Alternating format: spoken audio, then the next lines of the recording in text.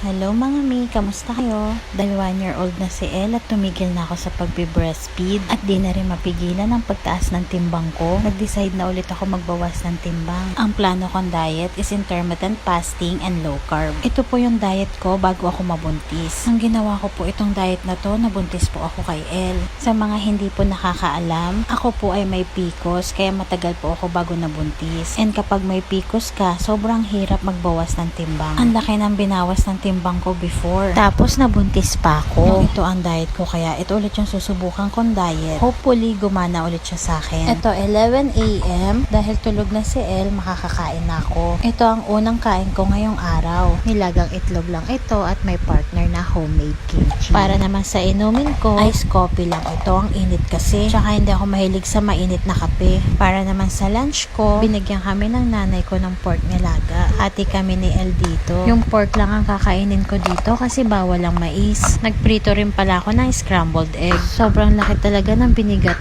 ko. Hindi ko alam kung kakayanin ko pang mag-diet ulit. Pero ang mahalaga, mag-uumpisa na ako. Ito kasi yung pinakamahirap na part ng pagda-diet. Yung i-convince mo yung sarili mo na mag-diet. Ang sarap kasi talagang kumain. Lalo na kapag pagod ka mag-alaga. Dahil nga ang bigat-bigat ko na talaga. Feeling ko hindi na ako healthy. Ang bata pa ng anak ko. Kaya kailangan maging healthy ako. Sa dinner naman, bumili lang sa kanto ng fried chicken yung asawa ko. Neck part lang ito. Actually, bawal nga ito kasi may breadings. Pero no choice po tayo kasi hindi pa po kami nakakapag-grocery. At medyo umay na ako sa itlog. Nilagyan ko lang po ulit siya ng ginawa kong kimchi. Ang ginamit kong ingredients sa kimchi is low carb lang din.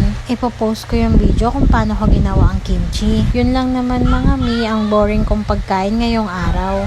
Okay naman siya, na-survive ko naman yung maghapon. Ang payo ko lang kung susundin nyo rin po yung ganitong diet, unti-unti nyo pong alisin ang carbohydrates and sugar sa diet nyo. Huwag po biglaan. Ako po kasi sanay na ako ng walang carbs and sugar. Hindi po kasi talaga ako kumakain nun. Ewan ko ba ba't tumaba ako ng ganito?